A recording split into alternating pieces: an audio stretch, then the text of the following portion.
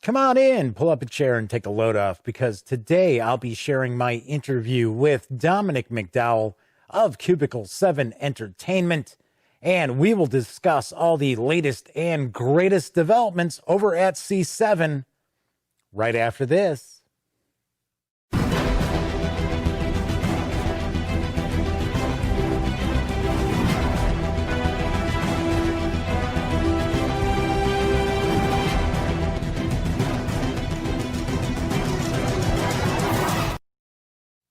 Howdy, howdy, howdy, gang. Yes, I'm Jeff McAleer, back once again as your host here at the Gaming Gang channel.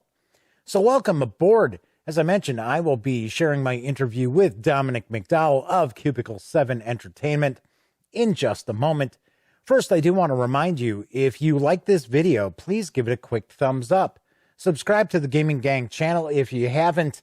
And of course, if you do subscribe, don't forget, ring that notification bell, because it will not only let you know when I upload videos such as this, it'll also tell you when my live stream, The Daily Dope, airs right here on YouTube, Monday through Thursday nights, as I bring you the latest in tabletop gaming news. Of course, when you're not watching videos on the Gaming Gang channel, be sure to visit thegaminggang.com for all the latest in tabletop gaming news, reviews, and a whole lot more. Get your geek on at thegaminggang.com. As I mentioned, I am going to be talking with my friend Dominic McDowell from Cubicle 7 Entertainment. We're going to talk about a slew of different series that Cubicle 7 produces, and of course, talk about what's new, what's on the horizon as well. And of course, anything we talk about, you can check out over at cubicle7games.com. So without any further ado, let's swing on over and take a peek at my interview. Dominic McDowell of Cubicle 7 Entertainment is kind enough to join me today. And I got to say, it's great to see you, Dom. I was worried we weren't going to get our annual interview in. It's you too, Jeff. It's it's been a bit of a strange one, hasn't it? It has. Well, hopefully next year we'll be able to meet up at some of the conventions. Absolutely. So there's a lot of stuff going on with Cubicle 7 Entertainment. For some strange reason, I think you might be standing in front of some C7 products. That's one good thing to come out of the pandemic is it's forced us to do something like this. Right. Yeah. It's something we haven't done an awful lot of videos and things like that. So it's one of the challenges has been trying to find new ways of communicating. Especially we're not going to events. We're not talking to people face to face. People don't have the opportunity. Right. So we've been looking at the different things that we can do, and speaking to people directly. This is one of the things we've been doing. Sweet. Yeah. Plus, as I mentioned, every year we get together and do an interview, and it's sort of like I've said it time and time again. I say it on the live show all the time. You are one of my favorite people to talk to in the hobby. Thank you. That's very kind.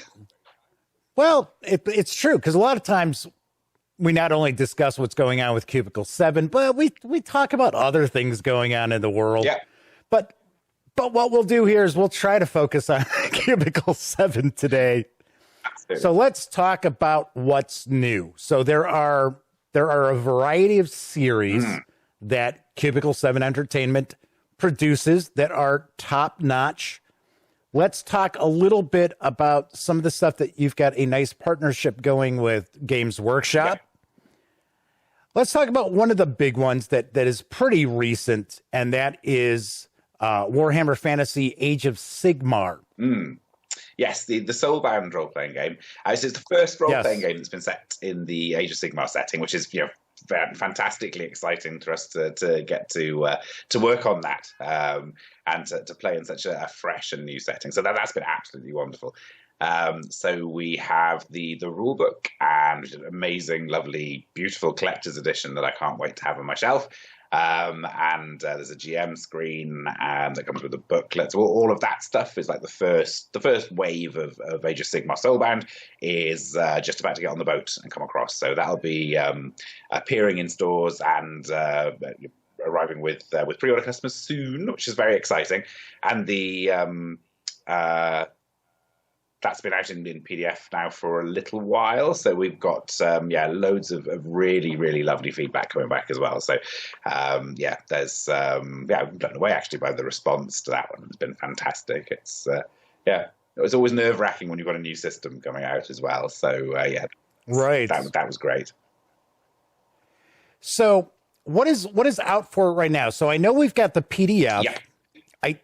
I don't believe the hardcover core book is out just yet, is it? No, that's the one that's just getting on the boat at the factory. So it's somewhere around there. So we have to make its way across the ocean, and then that'll start getting out to people.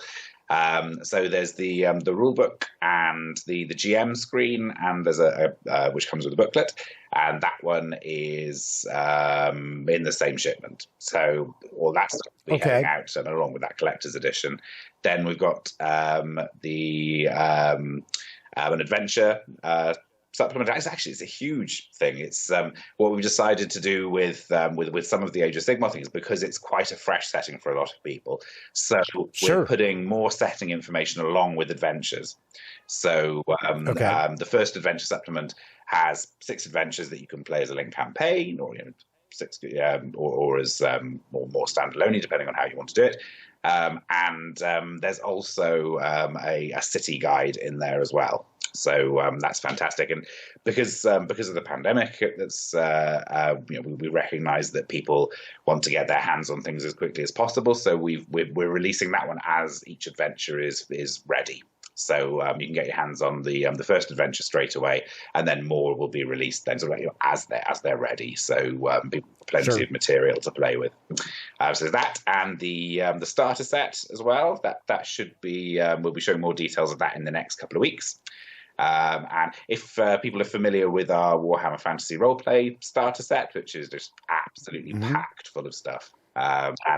Yes, it is. It is excellent. Thank you. It is fantastic. Soulbound's getting the same treatment with the Soulbound starter set, so you can expect that introductory adventure, a load of adventure seeds for follow-on ideas.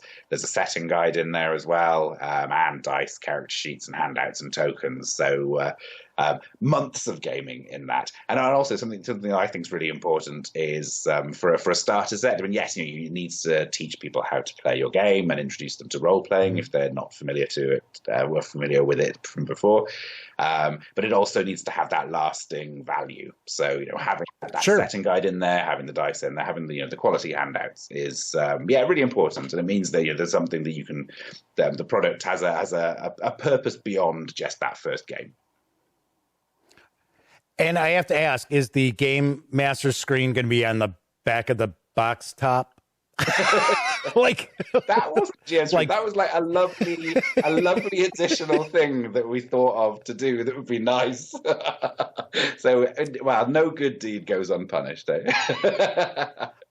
I bring that up because T.S. Lukart, who works for Cubicle 7, another person I talk to every year, except this one, was giving me a hard time because when I did my first look video of the Wifrup starter set, I kept saying, well, where's the little GM screen? What's going on here? And he said he was watching the video and he's kind of yelling at the screen.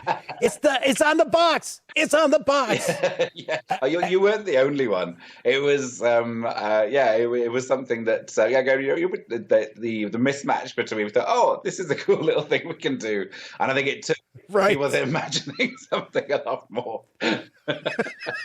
So when people were saying that, we were getting a bit grumpy, we didn't have to do that. We could have just left it blank. Exactly. So I've got a question regarding Soulbound. So for those out there who aren't very familiar with the system and they already have Warhammer Fantasy Roleplay 4th edition, what are the differences between the settings? I know what they are, but some folks out there may not. I think that you can look at in some of the I like the tagline of Warhammer Fantasy Roleplay, Grim and Perilous Adventures. For Age of Sigmar, so it is quite gritty and low level, and you're trying to survive as much as anything. You're a regular person trying to survive.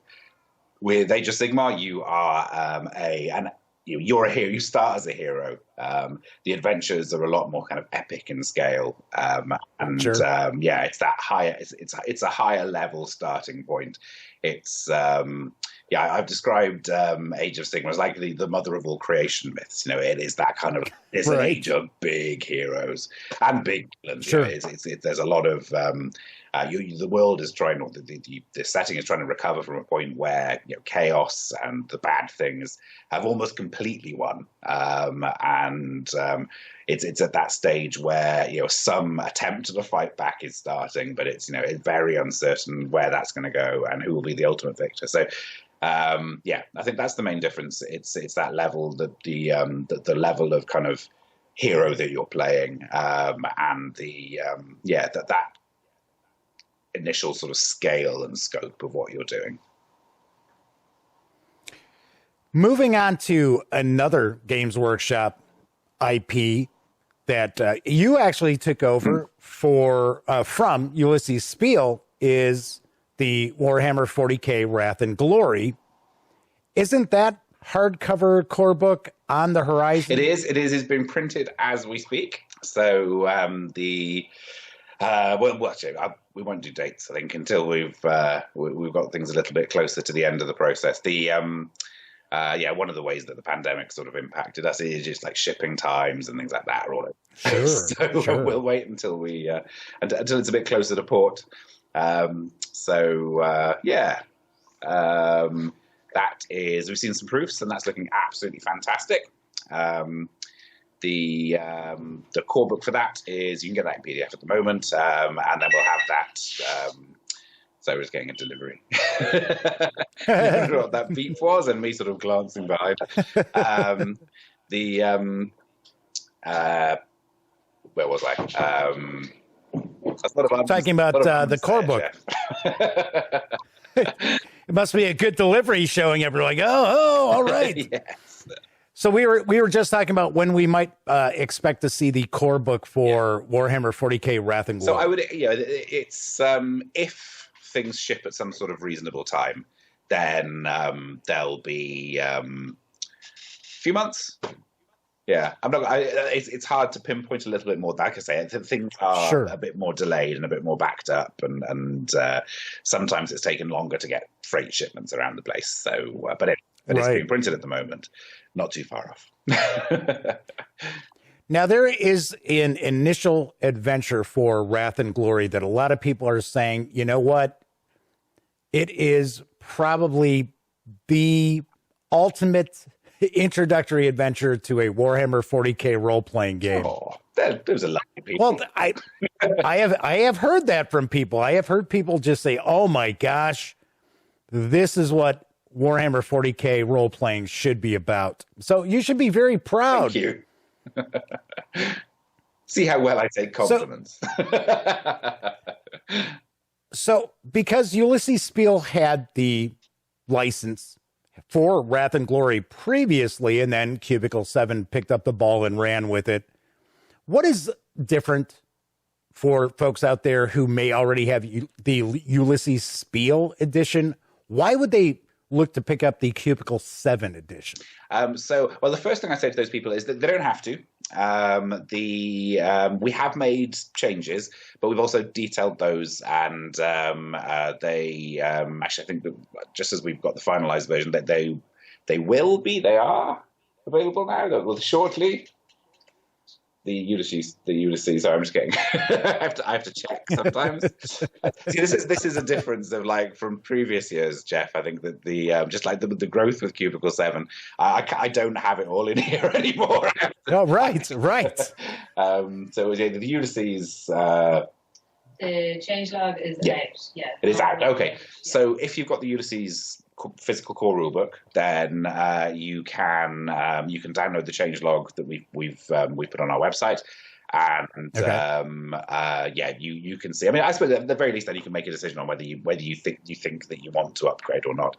And obviously, there's been more feedback and things like that. So it was implementation of a lot of that, and we made some changes to sort of like make it a bit more our own. But you're building on the great foundations that Ulysses laid, and yeah, personalizing it a bit for us because we can't help ourselves but fiddle. Sure, of course. Tweak it. So yeah, I think that'd be a good place for people who bought it already. And now, I don't know if you know, but for everybody who got the PDF of the Ulysses version, we gave them a free PDF of ours. So we've Nice. tried to make it as easy as possible for people who'd got into the game previously. Looking forward to getting some of our extra bits and pieces out for it now, the supplements. So yeah. So let's move on to Warhammer Fantasy Roleplay 4th Edition, which I am a fan of. I really get a kick out of it. Once again, because of the pandemic, no chance really to talk to Graham Davis this year, like I usually do an interview or at least chat with him a little bit.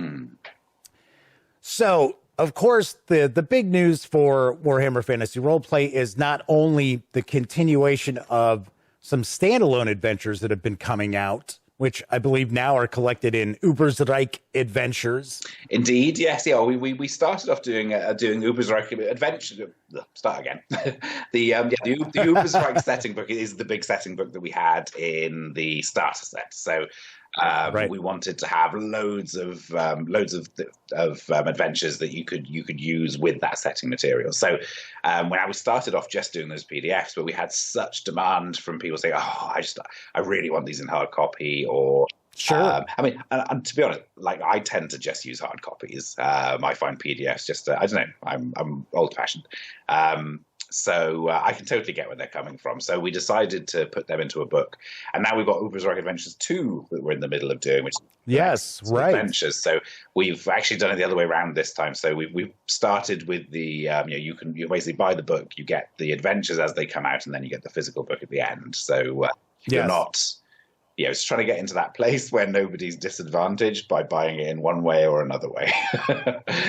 Right. Yeah. So that is out. There's so much at the moment, but yeah, we're well into the Enemy Within now. The director's cut of that. So we've got the. Let's talk about that a little bit, because Death on the Reich is out. The Death on the Reich companion just arrived in PDF. I have not had a chance to take a peek at it in depth just yet, but I do know that there is. I know I'm not going to get the first name right, but it's something like Henrietta Proudfoot's Guide to Herbs. It's like, okay, all right. Yep. So the second chapter of the classic Enemy Within campaign, this is a director's cut. So, of course, there have been revisions to it. There's been additions to it. Yeah. In my opinion, those out there who in the first chapter, Enemy in Shadows, if they thought, well, there's not enough creepiness, there's not enough monsters, weirdness, well, they'll be satisfied with the second chapter. Well, you've got to escalate, haven't you? You can't just start full Gribbly at the start. You've got to. Of course. So let's talk a little bit about the second chapter and the companion as well. So as far as the second chapter, because this is a question that came up during the live show last night, because I had mentioned that we were going to do an interview today.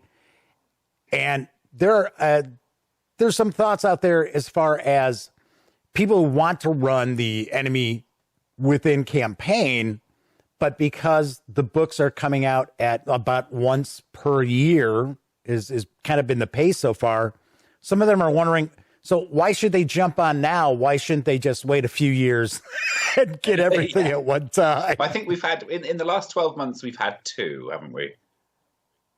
I don't know. I thought Enemy in Shadows came out a bit more than a year ago. Oh God, I can't remember the top of my head now. I don't know. Yeah. I don't know. It's not my company, Dom. I thought it was like we had two. Oh yeah, maybe they are sort of like other ends of the year. I think if that's it, if it's a how long does it take? I mean, the other thing is how long it takes to run each of those books. That's what I think the concern is. Yeah. I think the concern is that is there enough material in there if somebody's running a campaign, let's say they get together every couple of weeks and play. I think people are curious, is there enough in each book that's going to tide them over until the next book comes out? Yeah. And I had pointed out there are a lot of standalone adventures you can kind of squeeze on into the campaign. Yeah. If they get kind of ahead of the pace.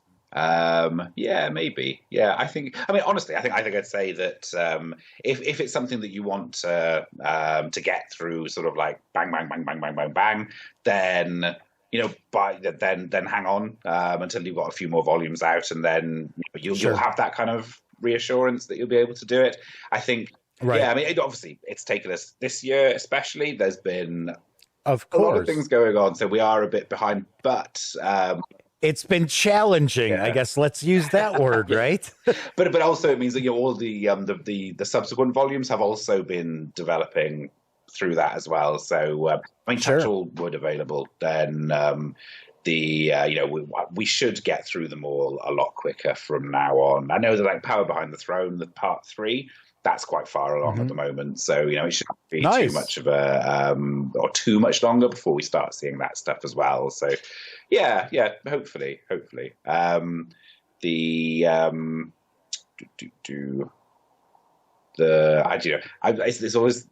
always that temptation to give out dates. You go, oh well, this. I know. And you just think, oh, that just makes a stick feel to beat us with later. But we're fairly well advanced on remaining stuff. So yeah. I don't know. It's suck it and see, isn't it? So if someone is picking up the second chapter, Death on the Reich, let's talk a little bit about why would they want to get the companion.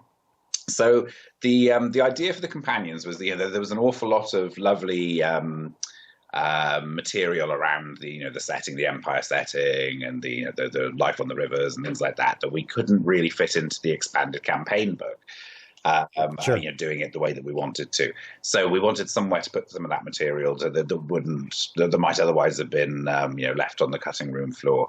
And also I think that there are a lot of, because it's such a well-beloved campaign, that there's certain aspects of it that people really, really get a lot out of, like the riverboats and the trading and things like that. Right. So we wanted somewhere where we could really do them justice, basically. So the campaign, the companion volumes were somewhere where we could publish all of that sort of stuff, and there was some related things and things that were coming out around the same era, maybe like White Dwarf scenarios and things like that. But a few of those, we just thought it would be really nice to represent those alongside the flagship campaign of that era as well. So they're a place for some little bits and pieces that you can use to expand your run through of The Enemy Within, or just add a bit more depth, add a bit more flavor.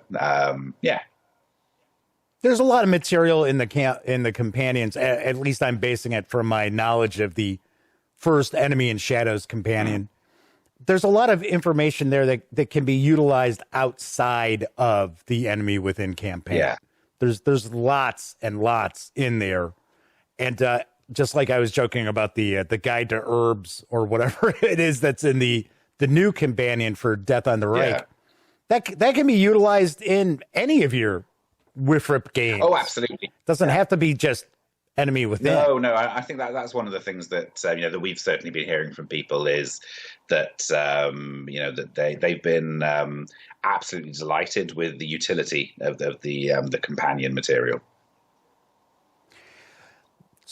You were speaking of dates, and one thing that I have heard people through the grapevine kind of whinge about is that you'll see a PDF come out for a Cubicle 7 Entertainment release And then the hard copy, it's usually quite a ways off.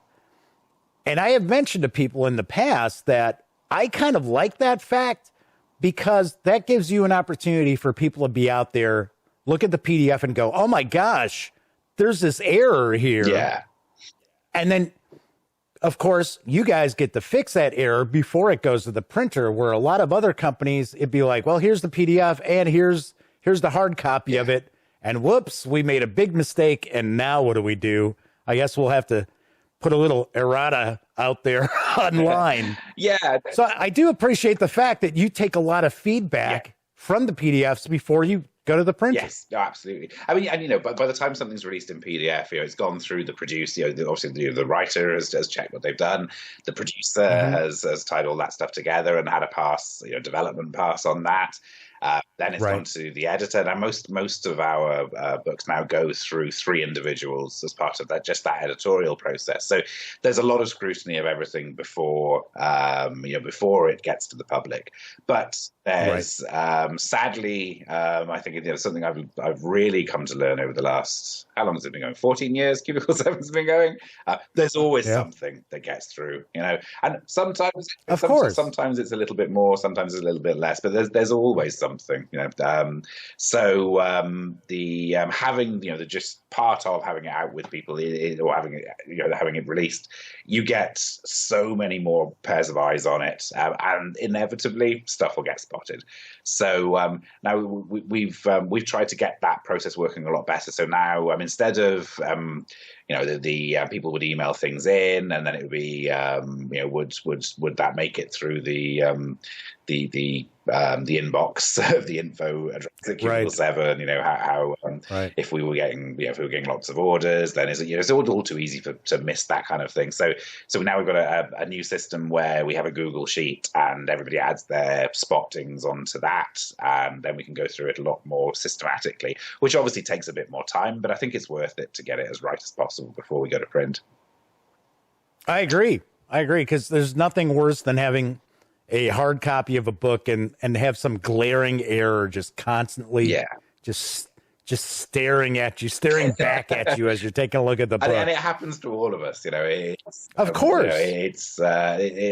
People are human. And it can be really very frustrating and embarrassing and all the rest of it. But there's absolutely, it seems like the right thing to do. So is there anything that we have not talked about that you want to bring up? I know there's a lot of irons and a lot of fires for Cubicle 7. I'm sure there's a lot of stuff you can't talk about, but what is there that maybe we haven't tackled yet? What haven't we talked about? We haven't talked about,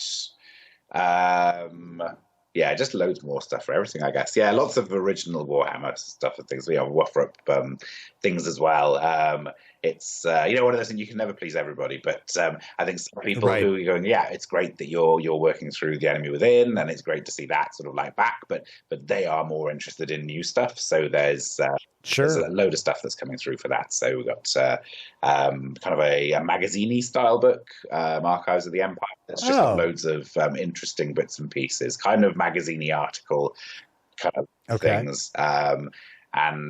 Just lots of interesting bits and pieces. And then, of course, we've got the Middenheim and Altdorf books as well. And, lots of stuff beyond that. So there's lots going on and lots of new stuff as well for people who are looking forward to that. That's cool. What else? Doctor Who. Yeah, we would... I was kind of curious, right? There's a new edition of Doctor Who in the works.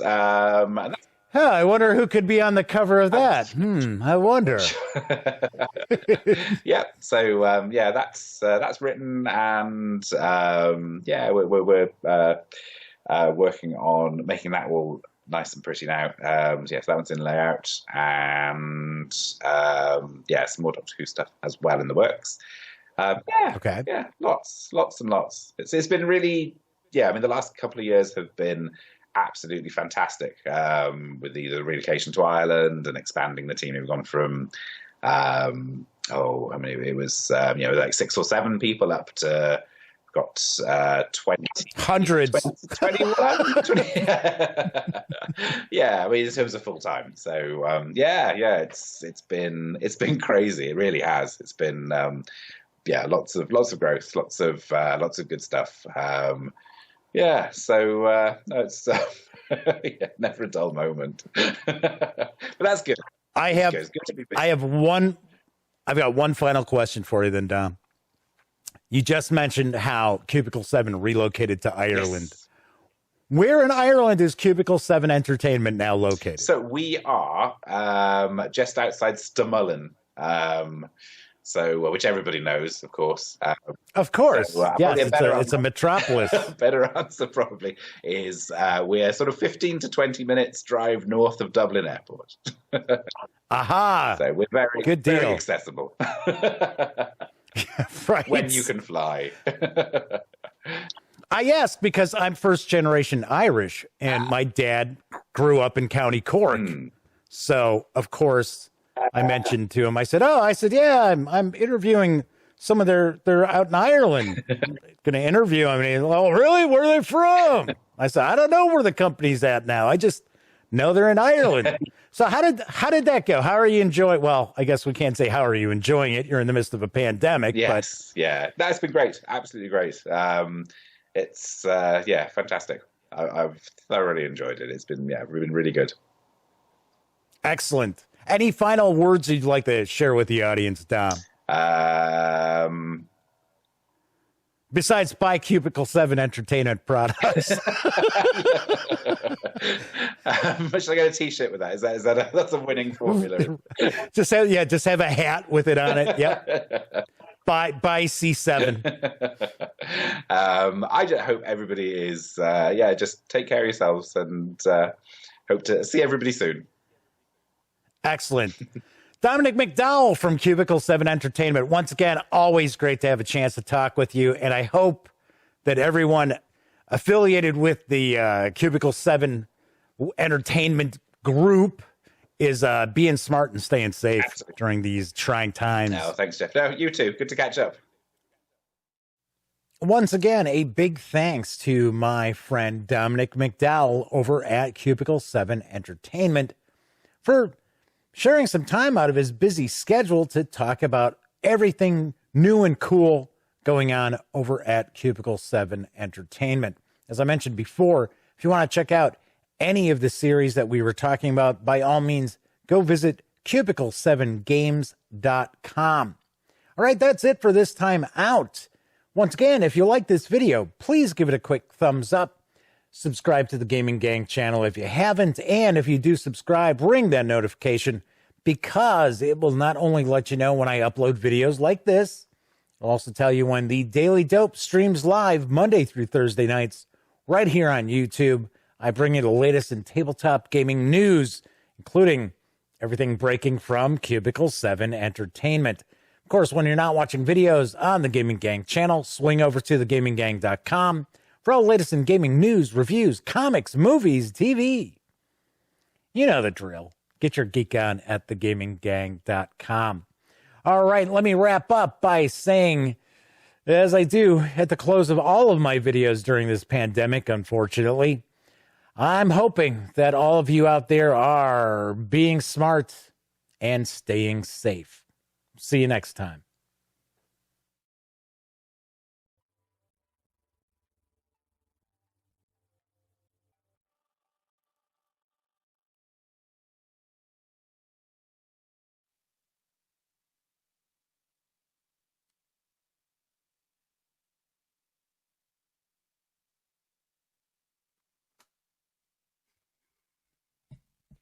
Oh, you're still here.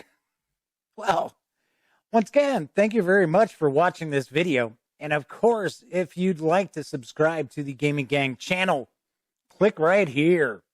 And of course, if you want to see one of the latest episodes of the Daily Dope, click right on up here. And if you want to roll the dice, take your chances, see what YouTube thinks you might like from the channel, give a click right here. Once again, I'm Jeff McAleer, and I'll see you next time.